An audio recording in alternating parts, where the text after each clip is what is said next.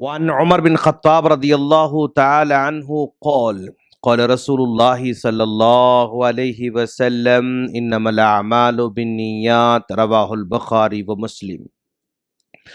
یہ بخاری اور مسلم کی حدیث ہے، اور اس حدیث کو بیان کرنے والے صحابی وہ ایسے صحابی ہیں جن کو اللہ تبارک و تعالی نے اس سرزمین پر 10 سال 6 مہینے حکومت کرنے کی توفیق بخشا۔ وہ عمر بن خطاب رضی اللہ تعالی عنہ جن کو اللہ تبارک و تعالی نے آج کے نقشے پر جو ملک جو ہے پھیلے ہوئے ہیں، اگر آج کے ملکوں کا لحاظ کیا جائے تو 25 ملکوں پر اللہ تبارک و تعالی نے آپ کو حکومت عطا کر رکھی تھی۔ 25 ملکوں کا خلیفہ، اتنا مصروف ہونے کے باوجود بھی، اتنا بزی ہونے کے باوجود بھی وہ پیارے نبی صلی اللہ علیہ وسلم سے روایت کرتے ہیں کہ اللہ کے رسول صلی اللہ علیہ وسلم نے فرمایا انما الاعمال بالنیات، سارے کے سارے اعمال کی کنجی نیت میں ہے۔ ہماری نیت اگر صحیح ہوگی تو ہمارا عمل قابل قبول ہوگا، اور اگر ہماری نیت صحیح نہیں ہوگی تو گویا ہمارا عمل ریجیکٹ کر دیا جائے گا۔ ہم کسی بھی سسٹم میں لاگ ان ہونا چاہتے ہیں تو ہمیں پاس ورڈ سے گزرنا پڑتا ہے۔ اگر ہم پاس ورڈ صحیح مارتے ہیں تو ہم لاگ ان ہو سکتے ہیں، تو گویا ہمارے عمل کے قبول ہونے کا پاس ورڈ اخلاص ہے اور نیت ہے۔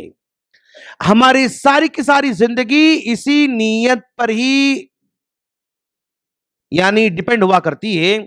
مان لے کہ آدمی عبادت کر رہا ہے، وہ نماز کی شکل میں، روزے کی شکل میں، حج کی شکل میں، اور جو ہے صدقے کی شکل میں، زکوٰۃ کی شکل میں، جو بھی عمل کر رہا ہے ساری کی ساری عبادتوں کو تعلق نیت سے ہے۔ اگر نیت میں اخلاص ہے تو پھر یہ سارے کے سارے اعمال قبول ہونے والے ہیں، اگر نیت میں اخلاص نہیں ہے تو پھر اس کے عمل روک دیے جانے والے ہیں۔ تو نیت ایک ایسی چیز ہے جو عام عادت کو بھی عبادت میں کنورٹ کر سکتی ہے۔ ایک آدمی تجارت کرتا ہے، صبح سے لے کر شام تک اپنے بزنس میں رہتا ہے، اپنے دکان میں رہتا ہے، اور اپنے دکان میں بزنس کرنے کے دوران وہ اس بات کا لحاظ کرتا ہے کہ اے اللہ تو نے مجھے جو ذمہ داری دے رکھی ہے، تجارت کی ذمہ داری، میں تجھے خوش کرنے کے لیے کر رہا ہوں، تجھے راضی کرنے کے لیے میں کاروبار کر رہا ہوں، کیونکہ تو نے حکم دے رکھا ہے کہ بال بچوں کو پالیں، ماں باپ کو پالیں، بھائی بہنوں کو پالیں، اس کاروبار کے ذریعے میں سارے کا ذمہ داری نبھا رہا ہوں، یہ تیرا آرڈر ہے، میں اس لیے تیرے ہی کر رہا ہوں، میں یہ تجارت تیری خاطر کر رہا ہوں، تو ساری کی ساری تجارت عبادت میں کنورٹ ہو جاتی ہے۔ ملازمت کرتا ہے بندہ، صبح 8 بجے سے لے کر شام میں 5 بجے تک ملازمت کرتا ہے، صبح 9 سے لے کر 5 تک وہ کرتا ہے، تو وہ خیال کرتا ہے کہ اے اللہ یہ جو نوکری کر رہا ہوں، جو ملازمت کر رہا ہوں، میں تجھے راضی کرنے کے لیے کر رہا ہوں، تو نے ذمہ داری دے رکھی نا، اس ذمہ داری کو نبھانے کے لیے میں یہ ملازمت کر رہا ہوں، تجھے راضی کرنے کے لیے میں کر رہا ہوں۔ تو وہاں اگر نیت ایسی ہو جاتی اس کی ملازمت عبادت میں کنورٹ ہو جاتی ہے۔ ساری عبادت نیت پر، سارے کاروبار نیت پر، سارے کے سارے ملازمتیں نیت پر، اپنے گھر میں جو بھی کر رہا ہے بندہ، اے اللہ میں گھر کو آج جو ہے یعنی افطار میں آج میں انشاءاللہ اپنے گھر والوں کو دلیم لے کر جاؤں گا، حلیم لے کر جاؤں گا، فروٹس لے کر جاؤں گا، پکوڑے لے کر جاؤں گا، اور جو ہے کھجور لے کر جاؤں گا، کیوں؟ یہ تیرا آرڈر ہے، تیرے حکم کو بجا لانے کے لیے میں سب کچھ کر رہا ہوں، تو یہ اپنے گھر والوں کو کھلانے کے لیے جو کچھ لے کر جا رہا نا، وہ ساری عبادت میں کنورٹ ہو جائے گا۔ تو یہ بندہ جو کچھ کر رہا ہے نا، اپنی نیت کو خالص کرنا ضروری ہے۔ جب ذرا دیکھیں آپ، راوی کون ہیں؟ عمر بن خطاب رضی اللہ تعالیٰ عنہ ہیں، خلیفہ ہیں، لیکن رات میں اپنی رعایا کو دیکھنے کے لیے گشت کرنے نکلے ہوئے ہیں۔ گشت کرتے کرتے کرتے کرتے جگہ پہنچے، جھونپڑی ہے، جھونپڑی کے سامنے بچے بیٹھے ہوئے ہیں، بچے رو رہے ہیں، بڑھیا بیٹھی ہوئی ہے، 3 پتھر رکھے ہوئے ہیں، اوپر بھگون رکھا ہوا ہے، اور نیچے آگ جل رہی ہے، بچے رو رہے ہیں۔ خلیفہ 25 ملکوں کا خلیفہ گزر رہا ہے، पूछा अम्मा क्या हो रहा है?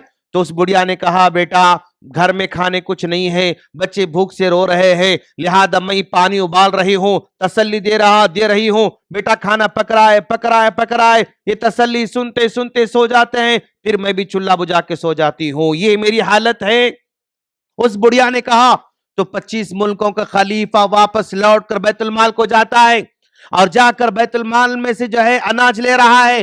गुलाम असलम सामने आता है, खलीफा अमीर मोमिन अब क्या कर रहे हैं? कहा बुढ़िया के बच्चे भूखे हैं, मैं वो अनाज लेकर जा रहा हूं। ठीक है, मुझे बांध के जो है हुक्म दिए, मैं लेकर जाऊंगा। तो खलीफा कह रहा है कि नहीं असलम, क़ियामत के दिन मेरा हिसाब तुम नहीं दे सकते हो, जो हिसाब मुझे देना है वो तुम नहीं दे सकते हो, लिहाजा मेरे कंधे पर रखो। खलीफा अपने कंधे पर अनाज लेकर जाता है और वहां पर बुढ़िया के पास बैठकर खाना पका के खिला के वापस लौट कर आता है। ये पूरा का पूरा वाकया खलीफे का इखलास पर मबनी है। जरा देखो आप कैसे ये खलीफा रियाया का जायजा लेने के लिए दिन में जा सकते थे, लेकिन रात में जा रहे हैं, किसी को पता न चले, किसी को मालूम ही ना हो कि मैं क्या काम कर रहा हूं। रात में जाना उनके इखलास की अलामत है।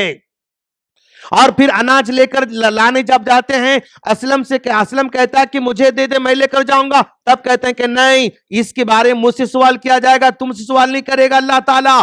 तो यहां पर भी आखिरत में जवाबदही की फिक्र है, यह भी इखलास की अलामत है। लाकर बुढ़िया को खिला दिया, बच्चों को खिला दिया, लेकिन बुढ़िया से यह नहीं कहा कि अम्मा मैं ही खलीफा हूं, बच्चों से नहीं कहा कि मैं ही खलीफा हूं, मैं ही बड़ा हूं। आपने वहां भी अपनी आइडेंटिटी को जाहिर नहीं किया, अपनी शनाख्त को वहां पर आपने जाहिर नहीं किया, अपने खलीफा होने को छुपा के रखा, अपने जिम्मेदार होने को छुपा के रखा। क्यों? इसमें आप इखलास जो है जाहिर करना चाहते हैं कि भाई मैं जो कर रहा हूं अल्लाह की खातिर कर रहा हूं, मैं बताने के लिए खातिर नहीं कर रहा हूं, अल्लाह की खातिर कर रहा हूं। तो रावी का अमल भी इस हदीस के बिल्कुल मुवाफिक हमको लग रहा है।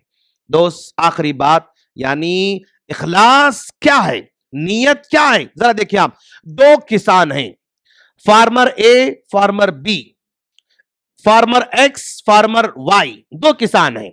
ओके, दोनों के दोनों अपने खेत में जा रहे हैं। फार्मर ए अपने खेत में बीज बो रहा है। बीज कैसे बोता है? बीज जो है अनाज के बीज वो जमीन के अंदर गाड़ कर उसको जमीन को बराबर बराबर करते जा रहा है, यानी दानों को मिट्टी के अंदर छुपा रहा है वो किसान फार्मर ए। और फार्मर बी क्या करता है? जो दाने थे वो दाने लेकर जमीन के ऊपर ऊपर ऊपर ऊपर ऊपर डालते हुए जाता है। उसके सारे दाने सबको नजर आ रहे हैं। इस फार्मर ए के दाने जमीन में छुपे हुए हैं, फार्मर बी के दाने जमीन पर नजर आ रहे हैं।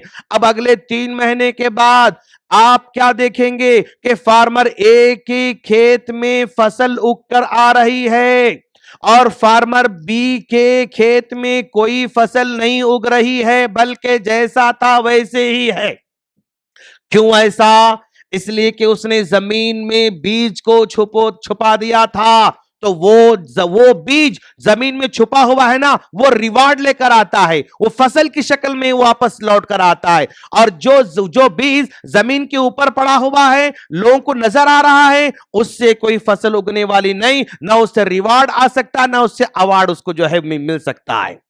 तो ठीक ऐसे ही अमल करने वाला भी 2 किसान की तरह है। एक अमल करने वाला अमल करके छुपाता है, छुपाता है, छुपाता है, छुपाता है, किसी को नहीं बताता है।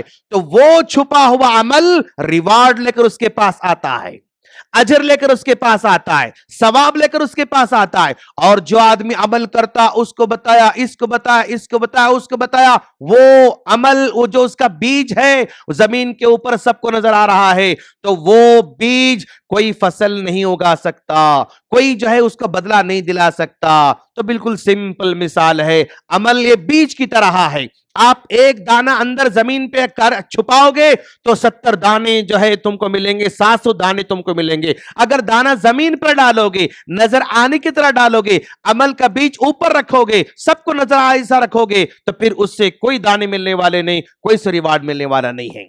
तो यह हदीस बता रही है कि अब जिस महीने हम दाखिल हो रहे हैं, इसमें हमारे बीज बेशुमार बीज हमारे पास निकलने वाले हैं। अगर ये बीज छुपे हुए रहेंगे तो फिर अवार्ड रिवार्ड हमको मिलने वाला, फसल मिलने वाली। अगर हमारे बीज जमीन के ऊपर ही अगर रहेंगे तो फिर हमें कोई फसल मिलने वाली नहीं, कोई हमें जो है बदला मिलने वाला नहीं। अल्लाह से दुआ है अल्लाह हम तमाम को इस हदीस पर जिंदगी पर अमल की तौफीक अता फरमाए और अपने नीयत को खालिस करने, नीयत को सुधारने की तौफीक अता फरमाए। आमीन। अस्सलामु अलैकुम व रहमतुल्लाहि व बरकातुहू।